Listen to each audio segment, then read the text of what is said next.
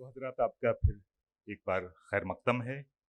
ज़बान व अदब की तारीख़ में वक्त को बड़ी अहमियत हासिल रही है। हर ज़माना अपनी नई करवट के साथ एक नई तहरीक को जन्म देता है।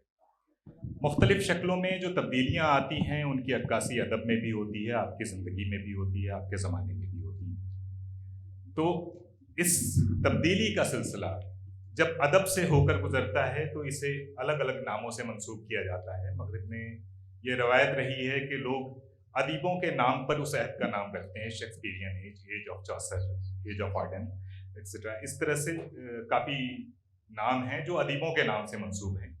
हमारे यहाँ तरक्की पसंद अदब, जदीद अदब, माबाद जदीद अदब वगैरह वगैरह इस तरह की बहुत सारी तहरीकों के हवाले से जो नाम हैं वो आम हैं। बहरहाल फ़न बराए फ़न और फ़न बराए ज़िंदगी के हवाले से गुफ्तगू हमेशा होती रही है और आइंदा वक्त में भी होती रहेगी, क्योंकि जैसे जैसे ज़माना तब्दील होता है फ़न के बारे में भी हमारे नज़रियात बदलते हैं और ज़िंदगी की भी तारीफ बदलती रहती है। इससे हम रोज़ वाकिफ़ होते हैं, रोज़ सीखते हैं, रोज़ समझते हैं कि आज ज़िंदगी की क्या शक्ल है, क्या रूप है, क्या रंग है। आज इस मौजू पर यानी तरक्की पसंदी और जदीदियत, फ़न की परस्तिश या ज़िंदगी परस्ती, इस मौजू पर गुफ्तगू करने के लिए हमारे साथ कुछ बहुत अहम शुरका मौजूद हैं जिन्होंने अपने अपने मैदान में काफ़ी बड़े कारनामे अंजाम दिए हैं।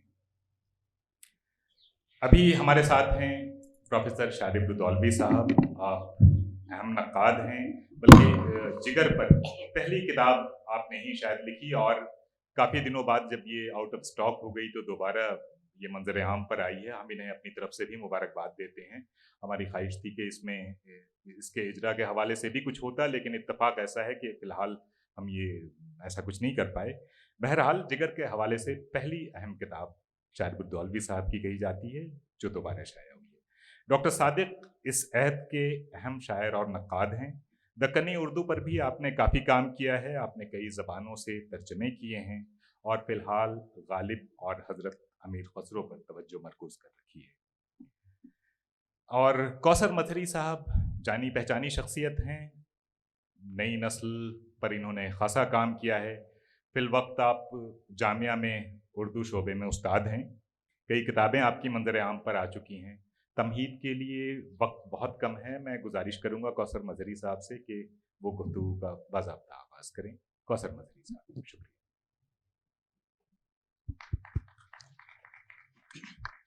बहुत शुक्रिया नुमान शौक साहब।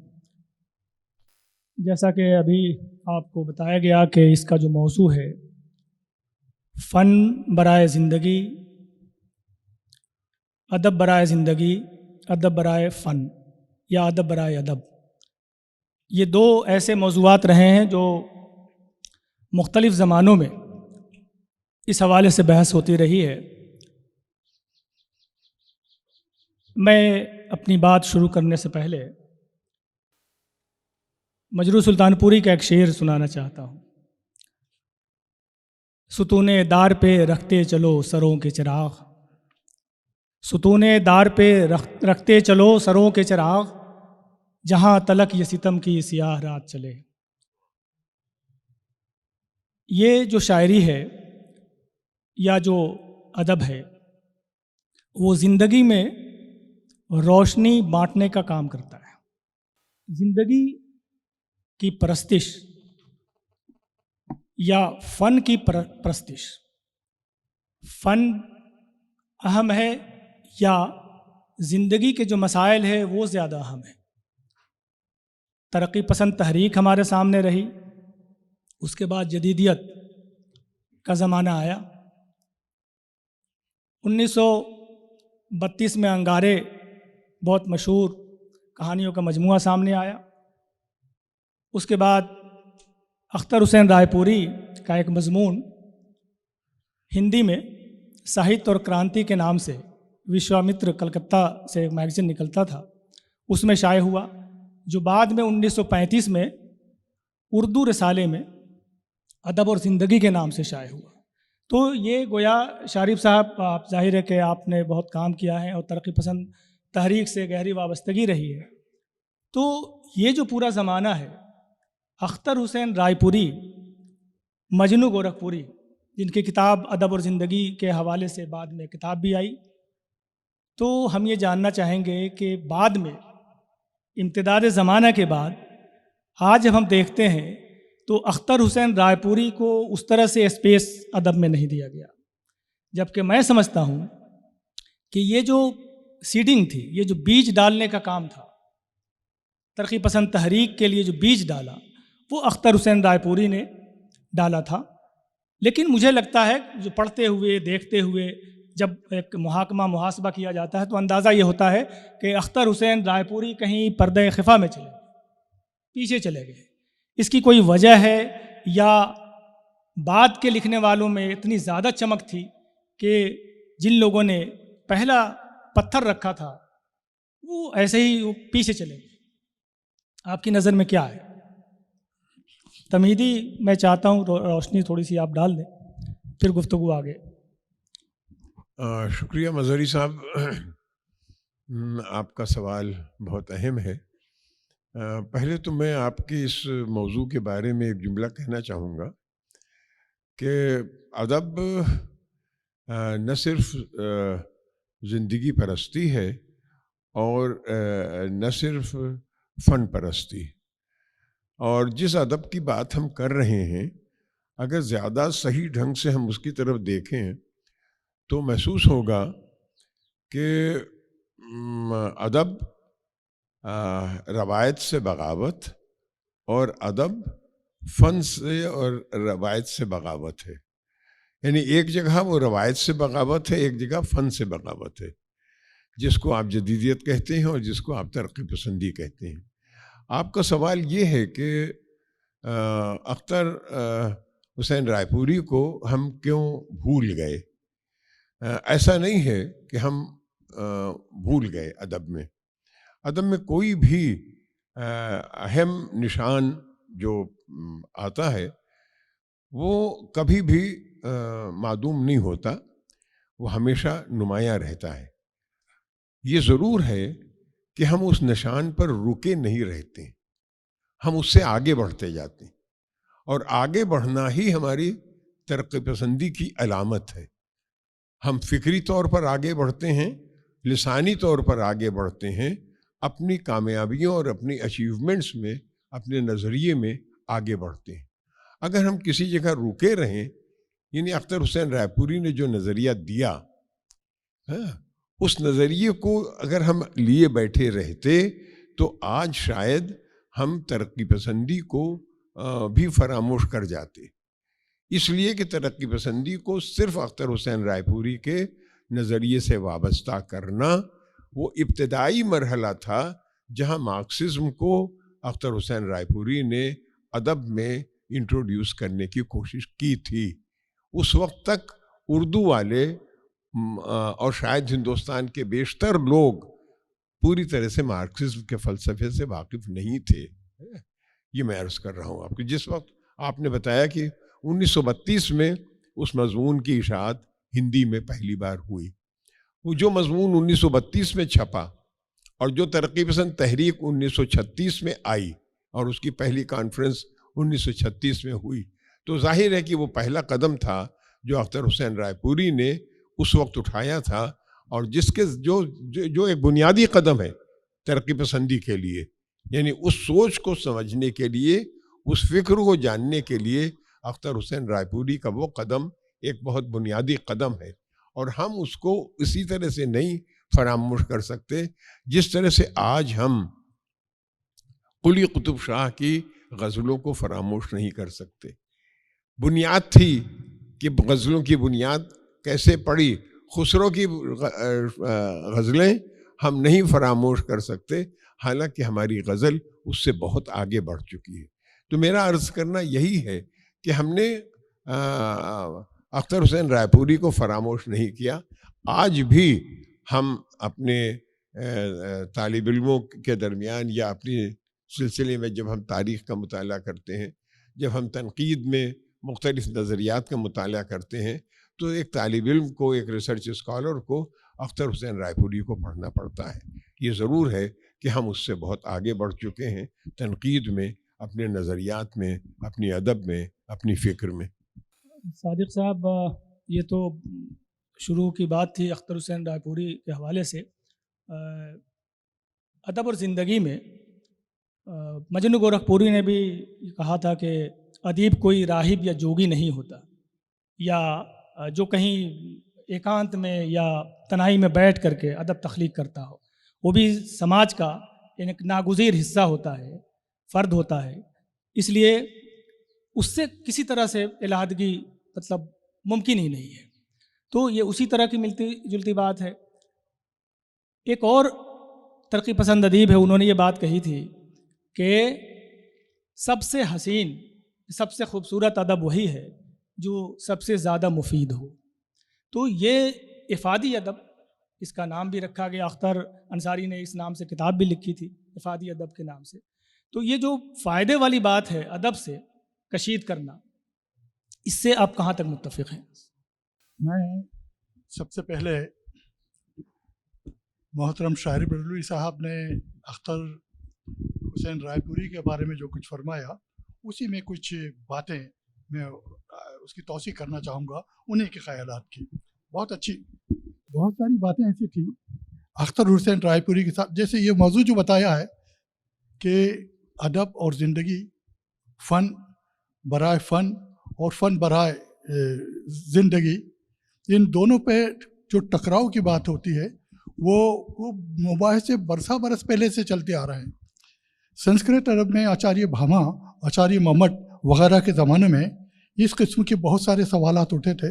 بلکہ اس پہ بھی اٹھا تھا کہ ساہتیہ کیا ہے، اور پھر انہوں نے بڑا آچاریہ ممٹ نے بہت واضح الفاظ میں کہا تھا کہ شبدارتھ ہو ساہتیہ.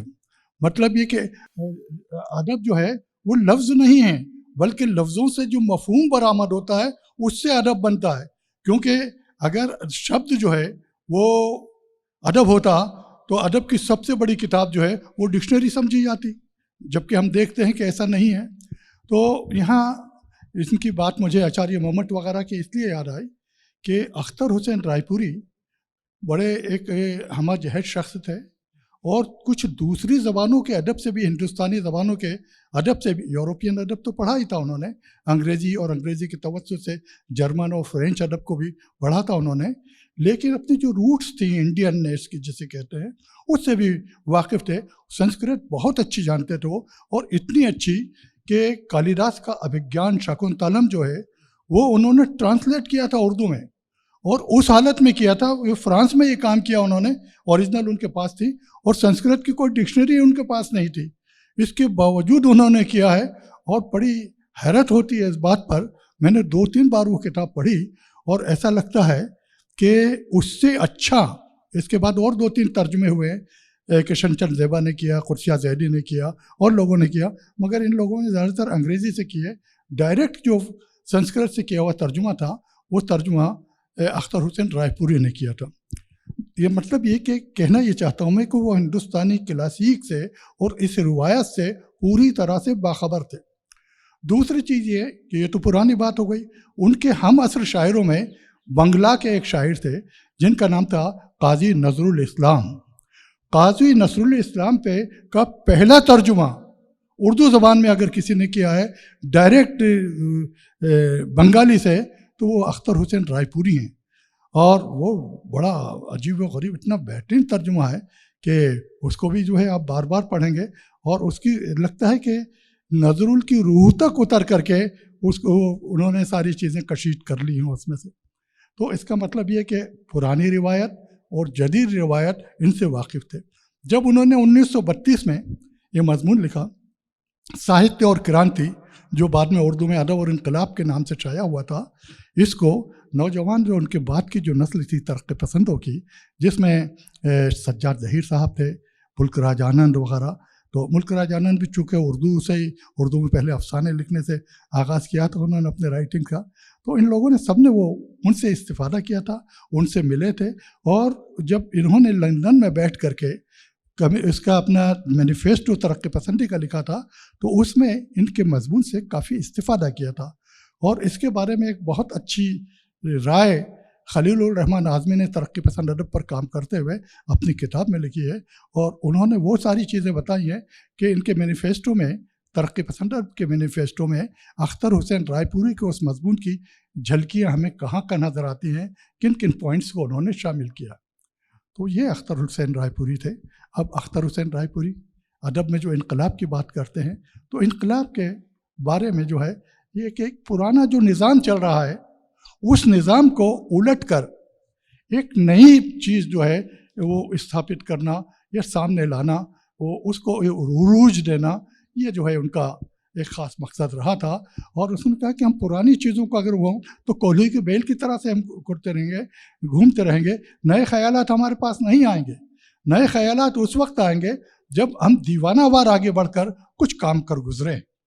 और ये बड़ी अच्छी बात थी, तरक्की पसंदों का भी यही था कि वो कहते हैं कि हमारे जो समाज है इसको हमारे जो गज़ल निगार हैं उन्होंने, गज़ल निगार सारे गज़ल निगार नहीं, बल्कि होता ये कि कुछ लोग ऐसे होते हैं जिनके लिए सरासर तहक़ीर के लिए लोग इस्तेमाल करते हैं गज़लची।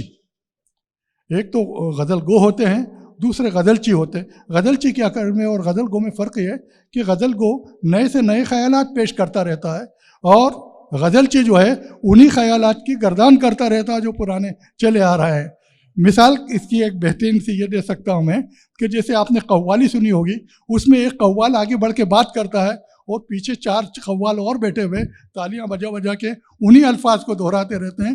तो हमारे गज़लची हज़रात जो हैं वो उन्हीं ख़यालात को, उन्हीं तशबीहात को, उन्हीं इस्तिआरात को अपने अपने अंदाज में पेश करते रहे थे।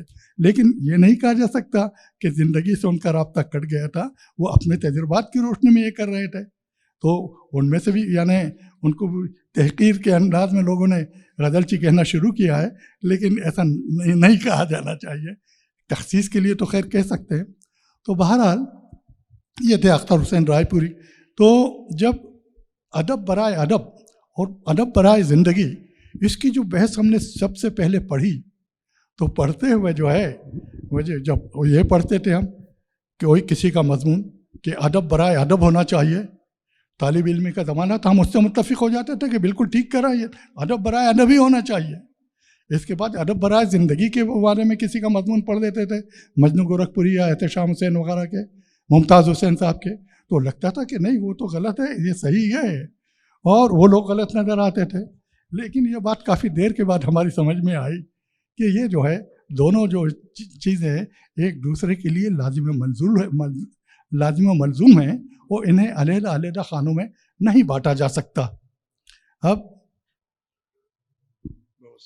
इसके साथ ही मैं ये सवाल करना चाहता हूँ कि प्रेमचंद का जो जुमला है सदारती खुतबे में बड़ा मशहूर हुआ, बहुत कोट किया गया कि हमें हुस्न का मेयार तब्दील करना होगा, बहुत कोट किया गया। साथ में ये भी कहा कि हमें वो अदब तख्लीक करना होगा जो हमें सुलाए नहीं, इसलिए कि सोना मौत की अलामत होगी। तो ये अदब में जिस अदब की बात प्रेमचंद कर रहे हैं, या प्रेमचंद ज़ाहिर है कि तरक्की पसंद तहरीक का जब आगाज़ होता है 1936 में मेरे ख़्याल से सदारत करने के कुछ महीनों के बाद प्रेमचंद का इंतकाल हो जाता है। लेकिन प्रेमचंद का जो अदब है वो पूरा, हम सब जानते हैं कि जो सैलेंट फीचर्स या जो निकात बताए जाते हैं तरक्की पसंदों की तरफ से, उन निकात पर प्रेमचंद का अदब भी पूरा उतरता है। लेकिन प्रेमचंद तरक्की पसंद उन मानों में नहीं है, वो वाबस्तगी नहीं रही थी, या कहना चाहिए कि उसके बाद मौका ही नहीं मिला। उनकी सदारत अलबत्ता की थी। तो ये जो हुस्न का मेयार बदलना होगा, प्रेमचंद का जो जुमला है, इस पर तरक्की पसंदों ने कितना गौर किया और कितना अमल किया? शारिफ साहब, आप अगर इस पर रोशनी डालें तो। मजीद साहब, प्रेमचंद का ये जुमला बहुत मशहूर है और आज भी मशहूर है, और मेरे ख़्याल में उर्दू के चंद ऐसे जुमलों में हैं जो ऑफ्ट कोटेड बार बार सामने आते रहे और वो कोट होते रहे हैं। बुनियादी तौर पर जब ये बात कही गई तो इसका मकसद क्या था? अगर हम देखें, थोड़ा सा प्रेमचंद से पीछे हट कर देखें कि प्रेमचंद को इस जुमले के लिखने की ज़रूरत क्यों पड़ी, तो हमें महसूस होगा کہ پریم چند سے تھوڑا پیچھے جا کر ہمیں یہ محسوس ہوتا ہے کہ ہم پریوں کے قصوں میں الجھتے ہیں، سبز پری ہے اور سرخ پری ہے، یا ایسی اردو شاعری میں ایسی محبوبہ کا تصور ہے جس کا کوئی عرضی وجود نہ ہو. یہ ساری چیزیں ہماری شاعری کا ایک جزء محسوس ہوتی ہیں، اور شعری جو آرنامنٹل وہ ہے اس کا بناؤ سنگار شاعری کا اور اس کا وہ زیادہ سے زیادہ نظر آتا ہے. ہم زندگی سے دور رہتے ہیں. پریم چند کا مقصد صرف یہ تھا حسن کا معیار بدلنے سے کہ اب وہ زمانہ نہیں ہے کہ ہم داستانوں کی پریوں کا ذکر کریں، وہ زمانہ نہیں ہے کہ ہم بیٹھ کر خیالی محبوبائیں تراشیں اور ان کے جسم اور ان کے لب و رخسار کی باتیں کریں، بلکہ ہمیں دیکھنا ہوگا کہ ہمارا یہ جو خوبصورتی ہے یہ کہاں نہیں ہے. ہمیں اس خوبصورتی کو لانا ہوگا جھنیا تک، گوبر تک، ہوری تک، ان لوگوں تک لانا ہوگا. کیا یہ کردار خوبصورت نہیں ہے؟ کیا یہ کردار زندہ کردار نہیں ہے؟ کیا ان کرداروں میں جان نہیں ہے؟ کیا ان کرداروں میں احساسات نہیں ہیں؟ پھر ہم ان بے حس کرداروں کی بات کیوں کرتے ہیں؟ ہمیں اس حسن کے معیار کو لانا ہوگا اور دیکھنا ہوگا کہ سڑک پر پتھر توڑنے والی ایک عورت میں کتنا حسن ہے. اس محنت کا حسن دیکھنا ہوگا اس کے چہرے پر، اس پسینے کا حسن دیکھنا ہوگا جو پتھر توڑتے وقت اس کے چہرے پر ابھر کر آتا ہے، نکل کر آتا ہے. بنیادی طور پر پریم چند کا کنسیپٹ جب یہ کہہ رہے ہیں کہ ہمیں حسن کا معیار بدلنا ہوگا تو یہی ہے کہ ہم اس کو زندگی سے کس حد تک دیکھ سکتے ہیں. اور حسن صرف وہ حسن نہیں ہے جو ہم نے تخلیق کیا ہے اپنے ذہنوں میں بیٹھ کر، بلکہ وہ حسن وہ ہے جو ہمارے سامنے پھیلا ہوا ہے، جو ہمارے سامنے بکھرا ہوا ہے، جو ہم روز صبح سے شام تک دیکھتے ہیں. ایک گندے بچے میں جو سڑک کے کنارے بیٹھا ہوا ہے، رو رہا ہے، ہم اس کے آنسوؤں کی خوبصورتی، اس کے چہرے کی خوبصورتی نہیں دیکھ پاتے یا نہیں سمجھ پاتے ہیں. تو جب تک ہم اس حسن کو اپنے ادب کا حصہ نہیں بنائیں گے، جب تک اس حسن کو ہم اپنے ادب میں جگہ نہیں دیں گے، اس وقت تک ہم صحیح معنوں میں حسن کا بیان نہیں کر پائیں گے. اسی لیے پریم چند نے یہ کہا کہ ہمیں حسن کا معیار بدلنا ہوگا. اور اور یہی صورت یہی ہوا بھی کہ اگر آپ دیکھیں تو آج ہم ان خیالی محبوباؤں کا ذکر نہیں کرتے ہیں. ادب ہو، شاعری ہو، افسانہ ہو، کسی جگہ بھی جو تخلیقی ادب ہمارے سامنے ہے، اس پورے تخلیقی ادب میں ہمیں ایک نیا حسن، ایک نئی خوبصورتی نظر آتی ہے، جو میرا خیال ہے کہ پریم چند کے اسی جملے کی دین ہے. بہت خوبصورتی کے ساتھ شاریف صاحب نے پریم چند کے اس کانسیپٹ کو یا اس کی وضاحت فرمائی. اب ذرا سا وہاں سے ترقی پسند سے ذرا سا باہر نکل کر کے 55-60 کے بعد مانا یہ جاتا ہے کہ اردو میں ایک نیا رجحان سامنے آتا ہے، ماڈرنزم کا، جدیدیت کا. اور جدیدیت کو لے کر جو آنے والے لوگ تھے انہوں نے لکھا بھی اور کہا بھی کہ ترقی پسند تحریک کی ضد میں یہ کام ہو رہا ہے. اس رجحان کا بلکہ کہنا چاہیے پروپیگنڈا کیا گیا اس کے حوالے سے، یعنی جہاں اجتماعیت کا تصور تھا ترقی پسند تحریک کے ساتھ، یہاں انفرادیت کے تصور کو عام کیا گیا. انسان یعنی وہ جو وجودیت کا فلسفہ ہے ایگزسٹینشیلزم کا، اس کو عام کرنے کی یا کہنا چاہیے کہ وہاں سے لے کر اردو ادب پر منطبق کرنے کی کوشش کی گئی. تو یہ جو پورا سلسلہ ہے، نئی تحریک تو نہیں کہیں گے، نیا رجحان سامنے آیا تھا. صادق صاحب آپ کا تعلق اس رجحان سے ہے، مجھے معلوم ہے آپ بہت اہم شاعر ہیں، اس سے وابستگی ہے. اس رجحان کے تحت آپ نے نظمیں بہت خوبصورت کہی ہیں. تو وہاں علامتوں کا جو بیان ہے، استعاروں کا، تشبیہات کا جو بیان ہے، اور پھر اس پر الزام بھی عائد کیا گیا کہ ابہام کی، ایمبیگوٹی کی پرت اتنی زیادہ موٹی ہو گئی، دبیز ہو گئی کہ قاری کے لیے معانی تک پہنچنا مشکل ہو گیا. اس کا نتیجہ یہ ہوا کہ قاری اور ادیب میں ایک خلیج پیدا ہو گئی. تو یہ جو پورا سلسلہ ہے ترقی پسند تحریک سے چھلانگ لگا کر کے وہاں کیا تھا، وہاں اجتماعیت اور سماج پر زور تھا، اس سے وابستگی پر زور تھا. کہا گیا کہ جوگی اور راہب نہیں ہوتا ادیب. یہاں پر یہ تھا کہ نہیں، انسان کا اپنا انفرادی وجود بھی ہے، اس کی بقا اور اس کے جو مسائل ہیں اس سے جوجھتا رہتا ہے جو تخلیقار ہوتا ہے. تو یہ دونوں کے بیچ میں جو خط امتیاز قائم کیا گیا اس کو کس طرح آپ ڈیفائن کرتے ہیں؟ خود آپ شاعری کرتے رہے، اس کے بارے میں کچھ بتائیں. اسی موضوع پر اظہار خیال کرتے ہوئے اپنی بات کرنا میں معیوب سمجھتا ہوں، اچھا نہیں لگتا، لیکن یہاں کچھ ایسی بات ہے کہ اس کے بغیر رہ نہیں سکتا میں. جس زمانے میں نے قلم اٹھایا تھا لکھنے کے لیے، BA کا طالب علم تھا میں، اور جیسا کہ میں نے کہا کہ ادب برائے ادب کا پڑھتا تھا تو ادھر چلا جاتا تھا بہ کے، اور ادب برائے زندگی کا پڑھتے تھے تو یہ متاثر ہو جاتے تھے. تو یہی حالت تھی کہ وہ جیسے غالب نے کہا ہے کہ چلتا ہوں تھوڑی دور ہر ایک راہ رو کے ساتھ، پہچانتا نہیں ہوں ابھی راہ بھر کو میں. تو ایسی ہی حالت تھی ہماری کہ گم گم کیفیت تھی، کیا صحیح ہے کیا غلط، اس کا فیصلہ کرنا ایک تو میچورٹی آنے کے بعد ہوتا ہے. اس وقت مان لینا چاہیے مجھے کہ امیچور تھا. تو بہرحال میں نے جب قلم لے کر لکھنا شروع کیا، اس وقت ترقی پسند تحریک اپنا عہد ساز رول سر انجام دے چکی تھی. شبخون اور دوسرے رسائل میں جو ایک طوفان اس کے خلاف برپا ہوا، تو اس طوفان میں جو ہے میری طرح بہت سارے نوجوان، کچھ اور پرانے لوگ، مجھ سے اگلی پیڑھی کے لوگ بھی، وہ سب جو ہیں بغلیں بجاتے ہوئے ان کے ساتھ ہو گئے اور ہمیں ہاں ملانے لگے.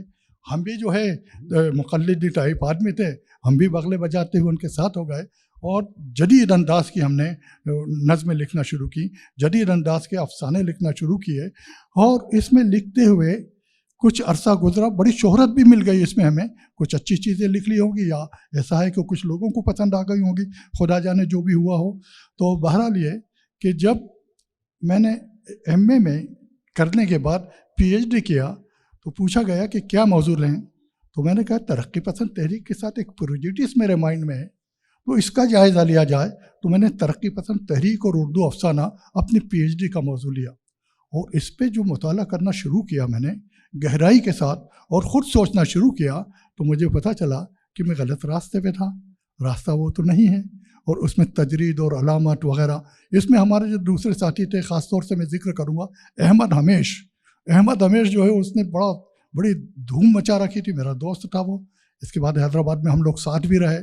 تو احمد ہمیش نے تو یہاں تک لکھ دیا تھا، وہ قاری کو بیوقوف کہا تھا اس نے اپنی ایک نظم میں، اور اس پر کافی لے دے بھی ہوئی تھی. مگر یہ کہ قاری کو جو ہے بیوقوف کہنے سے کے پیچھے ایک پکاسو والا ایک بیان بھی تھا، کہ پکاسو نے اپنی پینٹنگ کے بارے میں اظہار خیال کرتے ہوئے کہا تھا کہ میں یہ جو لوگ خریدتے ہیں تصویریں ہیں، میں تو بیوقوف بناتا رہتا ہوں کو. اس نے زے چاہ کے طنزیہ لہجے میں کہا تھا، لیکن اس کو سب مخالفین صحیح سمجھے، اور انہوں نے کہا کہ ماڈرن آرٹ کچھ نہیں ہے، بکواس ہے یہ تو، اور لوگوں کو الو بنانے والی چیزیں ہیں، جبکہ ایسا نہیں تھا.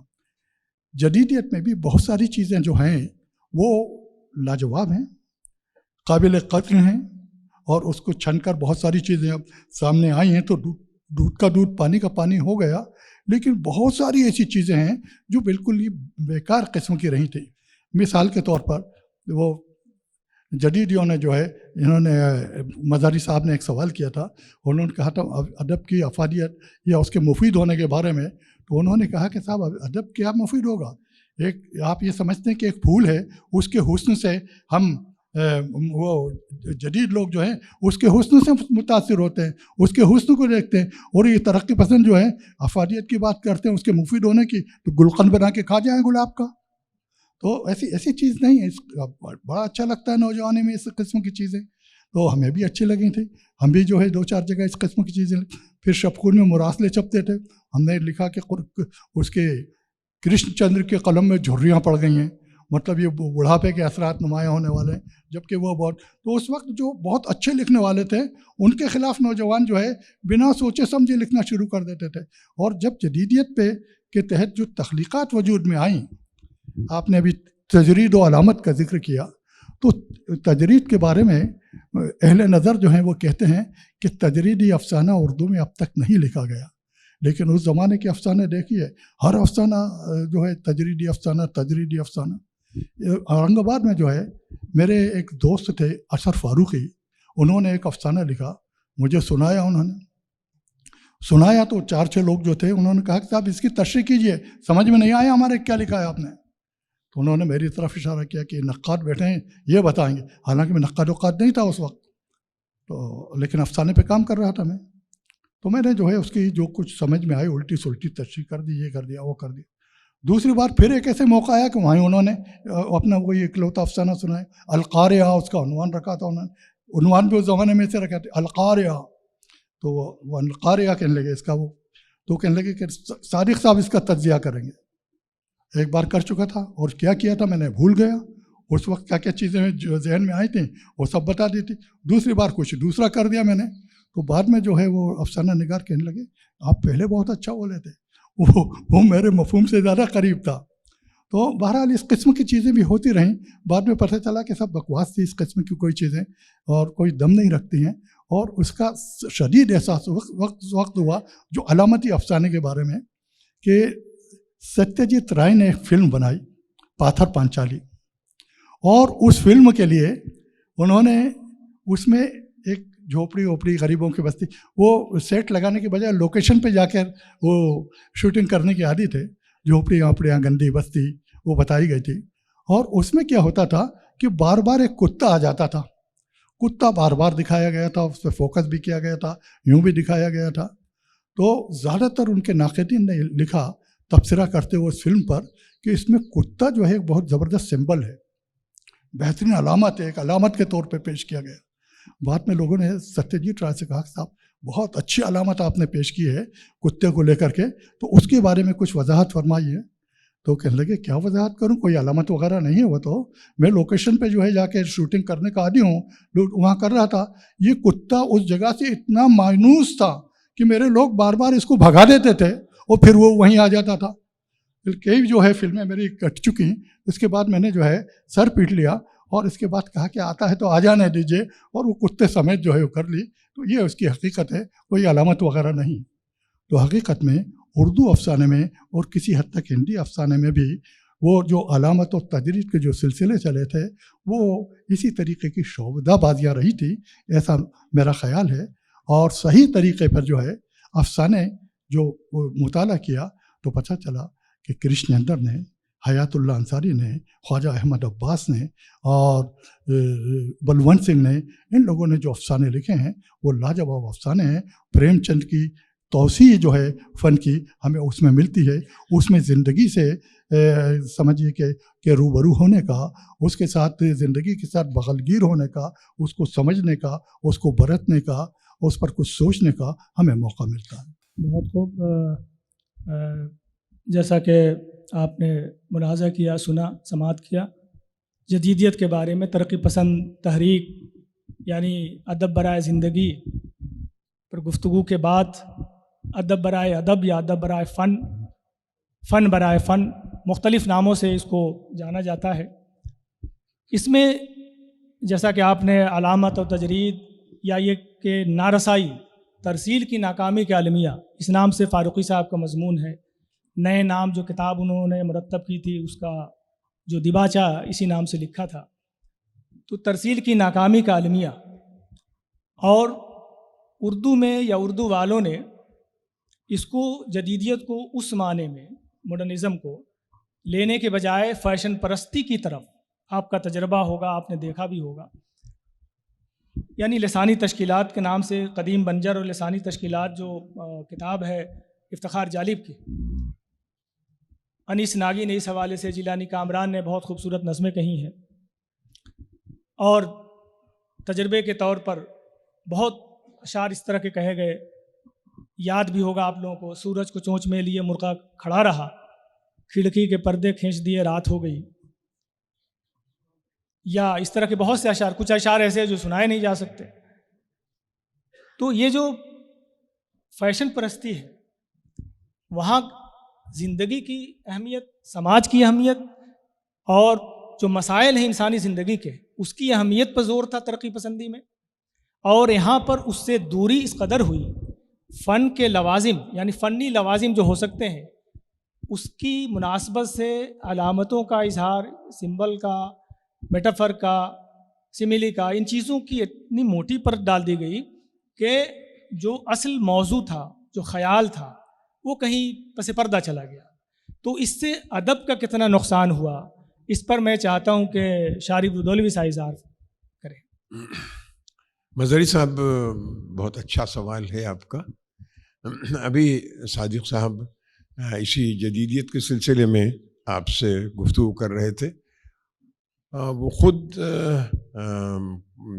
جدید شاعروں میں ہیں، لیکن جدید ترقی پسند شاعروں میں ہیں. چونکہ یہ آرٹسٹ بھی ہیں، اس لیے بے معنی چیز اور بے معنی لفظ کا استعمال ان کے ہاں ممکن نہیں تھا، اس لیے کہ آرٹ ڈس بیلنس ہو جاتا.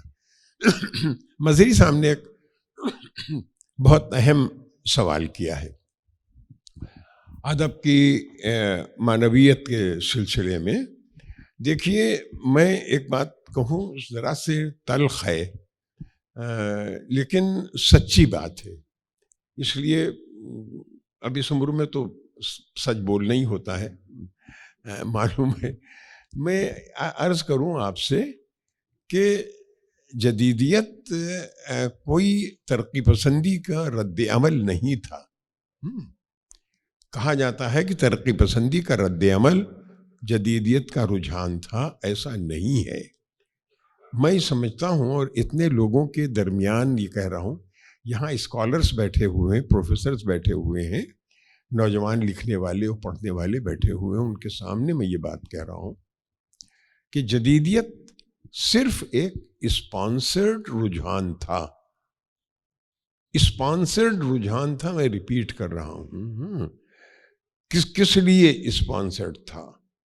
آپ کو معلوم ہے کہ جب ترقی پسند تحریک نے انقلاب اور ادب کو ایک ساتھ ملا کر یہ بتایا کہ ادیب کا فرض ہے کہ وہ اپنے ارد گرد کے ماحول کو دیکھے اور اس کے مطابق لکھے، اور اگر اس کو کوئی برائی نظر آتی ہے تو اس برائی کے خلاف اپنے قلم کو اٹھائے.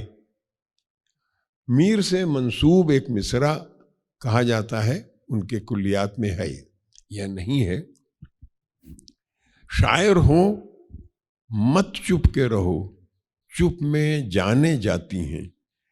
بہرحال تو میں یہ کہہ رہا تھا کہ ترقی پسند نقطۂ نظر نے ہمیں یہ سکھایا تھا کہ اگر یہ چیز خراب ہے تو ہمیں اپنے قلم سے اپنے اس کے خلاف لکھنا ہے اور اسے تبدیل کرنا ہے. اسے تبدیل کرنا ہے. 1947 میں ملک کی تقسیم کے رد عمل کے طور پر جو فسادات ہوئے، اگر اس میں کوئی بات لکھی، کسی نے پہلا احتجاج اگر رقم کیا گیا تو ترقی پسند ادیبوں نے اپنے افسانوں کے ذریعے وہ احتجاج رقم کیا تھا، اور اس کا اثر ہوا. ترقی پسند شعراء اپنی شاعری کو، اپنے ادب کو عوام کے گھروں تک لے گئے اور ان کی زبان تک پہنچایا. مخدوم کی نظمیں 10,000 کے مجمع میں لوگ پڑھتے تھے، گاتے تھے. کیفی کی نظمیں، مجروح کی نظمیں یا مجروح کے غزلیں اور اشعار یہ گاتے تھے. یہ کیا تھا؟ یہ ایک تصور تھا ادب کو ایک مجموعی حیثیت سے ہر آدمی تک پہنچانا. یہ نہیں کہ 20 آدمی ادب کے سلسلے میں مطالعہ کرنے والے بیٹھے ہیں. یہ کیا تھا، اور یہ اس سے خوف تھا کہ وہ جو ایک پالیسی تھی سوویت یونین کو گرانے کی دوبارہ امریکہ کی، وہ اگر آپ ادب کی معنویت پر بات کرتے رہیں گے اور ادب کی طاقت پر بات کرتے رہیں گے تو ایسا نہیں ہو پائے گا. لہٰذا ادیب کو یہ بتانا ضروری تھا کہ یہ جتنے بیٹھے ہیں یہ تم کو نہیں سمجھ سکتے، تم سب سے قابل ہو، جو جی چاہے لکھو، تم سب سے بڑے پیڈسٹل پر بیٹھے ہو. اس لیے اس پیڈسٹل سے بولنا ہاں، اپنی ذات کے لیے، اپنے لیے، اپنی علامتوں کے لیے، اپنی گڑھی ہوئی علامتیں ایسی نہیں بنتی ہیں جیسی علامتیں ان افسانوں میں بنائی گئیں اور اب افسانوں اور شاعری میں لکھی گئیں، مجھ سے زیادہ صادق صاحب جانتے ہیں۔ تو اس طرح سے کہ کیا ہے کہ ادب کو معنویت سے دور کر دو۔ یہ کہا گیا جی یہ ختم ہو رہا ہے، آپ دیر یہ آپ اس کو معنویت سے الگ کر دیں۔ بات کی گئی ادیب کی موت کی، کتنی بڑی بات تھی، کتنی بڑی مطلب دشمنی تھی ادب کے ساتھ کہ ادیب لکھنے کے بعد مر گیا، اس کا کوئی تعلق نہیں ہے۔ ہم جس طرح سے چاہیں اس کو انٹرپریٹ کریں، جس طرح سے چاہیں سمجھائیں، ادیب اس کا معنی بتانے کی حیثیت نہیں رکھتا۔ غالب کے مشکل اشعار کے شرح کے لیے غالب کے شاگردوں نے غالب کو خط لکھا اور غالب نے اس کی جو شرح بتائی، آپ اپنی جگہ کے اوپر جو شرح چاہیں کریں، اس کے اوپر کوئی روک نہیں ہے، لیکن آپ یہ کہیں کہ غالب کو حق نہیں پہنچتا کہ وہ اپنی شرح بتائیں۔ یہی ایک افسانہ نگار آئے تھے جواہر لال نہرو یونیورسٹی میں، انہوں نے افسانہ پڑھا، کیا عنوان تھا اس کا، زرد کتے یا کچھ اس طرح سے، ہاں انتظار حسین کا۔ تو ایک طالب علم نے کہا کہ صاحب یہ بات میری سمجھ میں نہیں آئی، اس کا مطلب بتا دیجئے۔ تو انہوں نے کہا میرا مطلب بتانا میرا کام نہیں ہے۔ یعنی اس طرح سے ادیب کو معنی اور مطالب سے الگ کر دینا یہ ایک بہت بڑی سازش تھی جو کی گئی، اور صرف اس لیے کی گئی کہ آپ آئندہ انقلاب کی بات نہ کریں، آپ آئندہ تبدیلی کی بات نہ کریں، آپ یہ نہ سوچیں کہ آپ کوئی چیز بدل سکتے ہیں یا لا سکتے ہیں یا کسی چیز کو ہونے سے روک سکتے ہیں۔ تو وہ ادیب کی ساری طاقت، ادیب کے قلم کی ساری طاقت سلب کر لی گئی، یہ کہہ کر کہ نہیں تمہاری ذات ان سب چیزوں سے بلند ہے، معنی سے بلند ہے۔ اور صرف یہی نہیں کہ ڈیتھ آف دی آتھر کی بات کی گئی، یہاں تک بات آئی کہ ڈیتھ آف دی کریٹک، پوری کتاب ہے ڈیتھ آف دی کریٹک۔ یہ ڈیتھ آف دی کریٹک کیا، یعنی آپ ایک نقاد کی حیثیت سے حق نہیں رکھتے ہیں میری غزل کے اوپر، میری نظم کے اوپر کوئی گفتگو کرنے کا۔ The moment I wrote the critic died.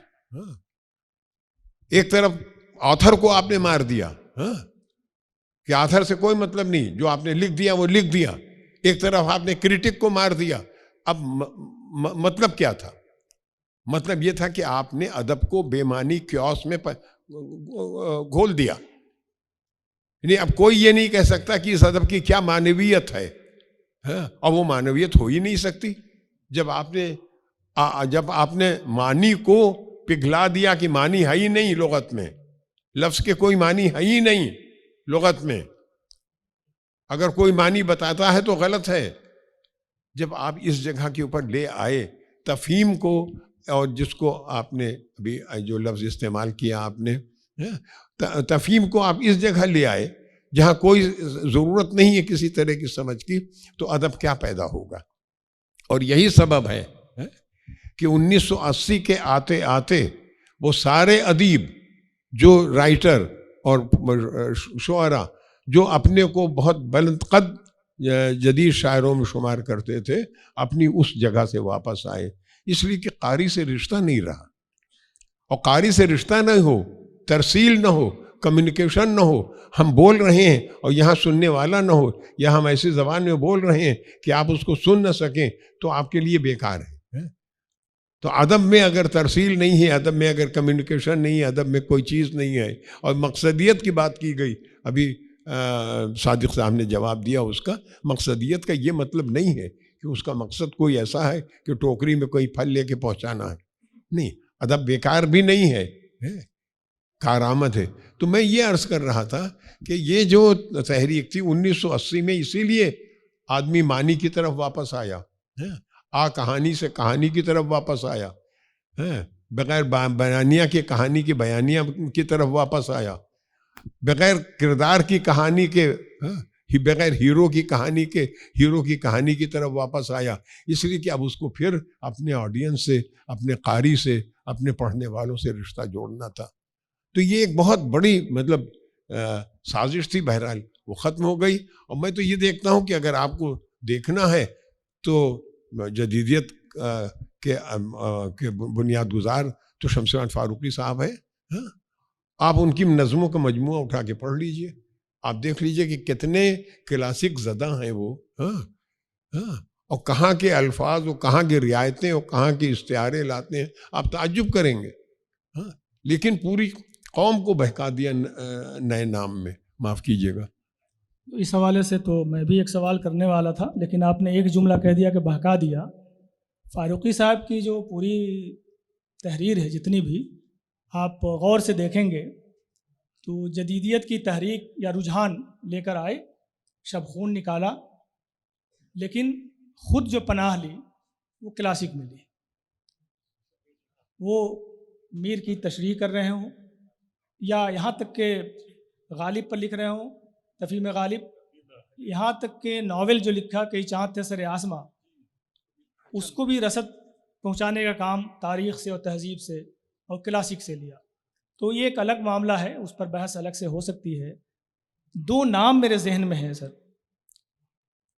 جدیدیت اور ترقی پسند تحریک کے بیچ میں ہے تو ترقی پسند، لیکن حلقہ رباب ذوق ایک متوازی میلانات کے طور پر سامنے ابھر کے آیا تھا، راشد اور میرا جی۔ آپ سے اگر سوال کوئی کرتا ہے کہ کیفی اعظمی نظم کے بڑے شاعر ہیں یا نون میم راشد، اختر الایمان بڑے شاعر ہیں یا ساحر لدھیانوی یا مخدوم محی الدین، تو مجھے لگتا ہے کہ تھوڑی دقت ہوگی۔ جو ادب کے طالب علم ہے وہ سمجھتے ہیں کہ راشد اور میرا جی کی نظم نے، ان کی نظموں نے آنے والی نسلوں کو ایک ڈگر ایسی مہیا کرائی، ایک ایسا راستہ دیا جس پر چل کر کے جدیدیت سے لے کر اب تک کی نظمیں، میرے خیال سے اگر اس کے ڈانڈے ملتے ہیں تو راشد اور میرا جی سے ملتے ہیں، کیفی اعظمی اور ساحر سے، مخدوم سے وہ ڈانڈے نہیں ملتے۔ ایک چیز اور میں پوچھنا چاہتا ہوں کہ اگر آج کے زمانے میں تھیوری کا زمانہ ہے، ادبی تھیوری پہ بڑی گفتگو ہو رہی ہے، ترقی پسند تحریک ظاہر ہے کہ سب جانتے ہیں کہ اب تقریباً اس کا اثر ختم ہو چکا ہے۔ آپ نے بھی کہا کہ 80 کے پاس آتے آتے جدیدیت بھی دم توڑ چکی، تو 80 کے بعد کا جو زمانہ ہے جس کو مابعد جدیدیت کا نام دیا گیا، پوسٹ ماڈرنزم کا، آپ نے ایک بہت اچھی بات کہی کہ یہاں کہانی سے کہانی کی طرف لوگ لوٹے ہیں، قصہ پن کی مطلب اس کو ریوائیو کیا ہے۔ تو اب صورتحال کیا ہے؟ صادق صاحب آپ کچھ بتائیں مختصر میں۔ آپ نے ایک سوال، اتنے سارے سوال کر دیے ہیں کہ کس سوال کو میں ملحوظ رکھتے ہوئے بات کروں، یہ میری سمجھ میں نہیں آ رہا ہے۔ بہرحال ترقی پسندی اور جدیدیت کے بارے میں بات کرتے ہوئے یہ صاف سی بات ہے کہ ترقی پسند جو ادب ہے وہ جماعت پر توجہ دیتا ہے، زیادہ لوگوں پر توجہ دیتا ہے، اور جدید ادب جو ہے وہ فرد کو اہم سمجھتا ہے۔ تو فرد اور جماعت، انفرادیت اور اجتماعیت، اس کا معاملہ ہے۔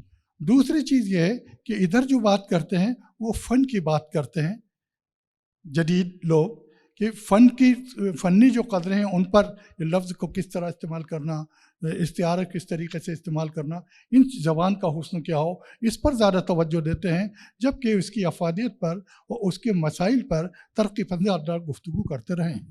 اب مجھے یاد آ رہا ہے، ابھی پریم چند کا آپ نے ذکر کیا تھا، پریم چند کی ایک کہانی جو کہ آپ سب نے پڑھی ہے، اس کا ذکر کروں گا میں، کفن۔ کفن جو ہے وہ اردو کی ساری کہانیوں، جن میں پریم چند کی خود ساری کہانیاں شامل ہیں، ان سے بہت مختلف ہے۔ جو حسن کا معیار بدلنے کی بات کی تھی، وہ معیار ہمیں بدلتا ہوا نظر آتا ہے۔ بدصورتی کا بھی اپنا ایک حسن ہوتا ہے، اور کفن میں جو ہے انہوں نے اس حسن کو دیکھنے کی کوشش کی ہے۔ دوسرا یاد آ رہا ہے مجھے ایک افسانہ حیات اللہ انصاری کا، اور وہ افسانہ ہے آخری کوشش۔ ویسے کرشن چندر جو ہے اردو کے عظیم افسانہ نگار مانے جاتے ہیں، لیکن معاف کیجیے گا، اردو کوئی عظیم افسانہ ان کے سارے افسانوں میں موجود نہیں ہے۔ حیات اللہ انصاری جو ہے وہ پریم چند اسکول کے افسانہ نگار سمجھے گئے، لیکن آخری کوشش جو ہے وہ اس کا شمار میں اردو کے عظیم افسانوں میں کرتا ہوں، اور آپ پڑھیں گے تو میں سمجھتا ہوں کہ آپ بھی یہی کہنے پر مجبور ہو جائیں گے۔ اب ان دونوں افسانوں میں آپ گھیسو اور مادھو کو دیکھتے ہیں کفن میں، اور وہ جو ہے درد ذہ میں ایک عورت تڑپ رہی ہے، بدھیا نام ہے اس کا، اور اس عورت کی صرف چیخیں سنائی دے رہی ہیں۔ یہ دونوں آلو کھانے میں مصروف ہیں اور جا کر نہیں دیکھتے ہیں۔ وہ جو ہے باپ کہتا ہے بیٹے سے کہ تیری بیوی وہاں درد ذہ میں کرا رہی ہے، جا کے دیکھ اس کو۔ اور بیٹا جو ہے اس لیے نہیں جاتا کہ یہ اگر گیا تو باپ وہ جو آلو چرا کر لائے وہ تو وہ آلو زیادہ کھا جائے گا۔ وہ بھوک کا بھی ایک مسئلہ اس قسم کا رہا ہے۔ تو دیکھیے کیسا عجیب و غریب مسئلہ ہے، اور وہ عورت تڑپتے تڑپتے وہیں جان دے دیتی ہے، بدھیا مر جاتی ہے، اور اس کے بعد پھر اس کے کفن کے لیے چندہ کرتے نکلتے ہی۔ حیات اللہ انصاری کے افسانے میں آخری کوشش میں ایک عورت ہے جو اپنے بچوں پہ جان نثار کرتی تھی اپنی، اور ان میں سے ایک بیٹا جو ہے گھر سے بھاگ کر وہ چلا جاتا ہے کلکتہ، اور وہاں سے کافی عرصے کے بعد جب لوٹ کر آتا ہے تو اس کو ٹکٹ چیکر سب سے پہلے پکڑتا ہے۔ افسانہ یہیں سے شروع ہوتا ہے، پکڑتا ہے تو بغیر ٹکٹ تھا، اب اس کے پاس دیتا ہے پیسے وغیرہ بھی نہیں، تو 2-4 تھپڑ مار کے گالیاں دے کر لاتے مار کے بھگا دیتا اس کو۔ یہ اپنے جھاڑ کے کپڑے وپڑے پھر جو ہے اب چلا جاتا ہے گاؤں کی طرف، کہتا کتنا بدل گیا گاؤں، پہلے تو ایسا نہیں تھا۔ گھر پہنچتا ہے وہ تو وہاں ماں جو ہے، جو کہ ایک بڑی حسین عورت اپنی جوانی میں تھی، وہ کافی بوڑھی ہو چکی ہے، اور وہ اس کو بیماری ہو گئی تھی، وہ لقوہ فالج ہو گیا تھا اس کو، اور فالج مفلوج ہو چکی تھی وہ۔ اب وہ جو ہے ماں جو ہے ایک لائبلٹی بن گئی ان پر۔ بیٹا جو ہے وہ سوچتا ہے کہ یہاں تو گھر میں بھی کھانے کو نہیں، میں سوچتا تھا کہ گھر جا کر کے کچھ راحت ملے گی، تو کیا کیا جائے؟ تو کلکتہ ریٹرن تھا وہ، تو اس کے ذہن سے ایک چیز برآمد ہوتی ہے کہ اس کو ماں کو لے کر کلکتہ چلے۔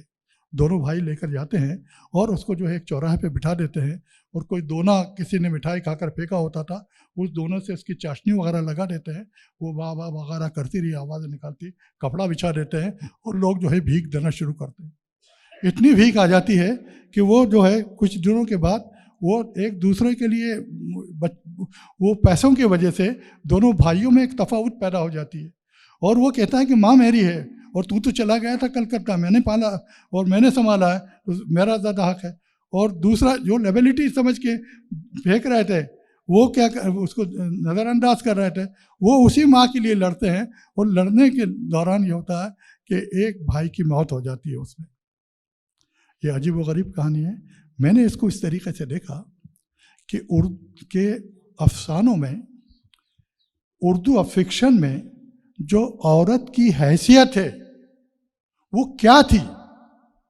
بدھیا کو دیکھ لیجئے آپ اور اس ماں کو دیکھ لیجئے، یہ ہمارے ہاں عورت کی حیثیت تھی، اور اس حیثیت کو پھر آگے جا کر کے تبدیلیاں اس میں آئیں، اور پھر جو ہے ایک ایسی چرب زبان، اور یہ سمجھیے کہ ریبیل قسم کی ایک خاتون ملی، عصمت چغتائی، کہ جس نے عورتوں کے لیے، ان سے پہلے رشید جہاں کہ جنہوں نے عورتوں کے حقوق کے لیے علم بلند کیا، آواز اٹھائی، اور وہاں سے اردو افسانے میں ایک تبدیلی جو ہے واقع ہوئی۔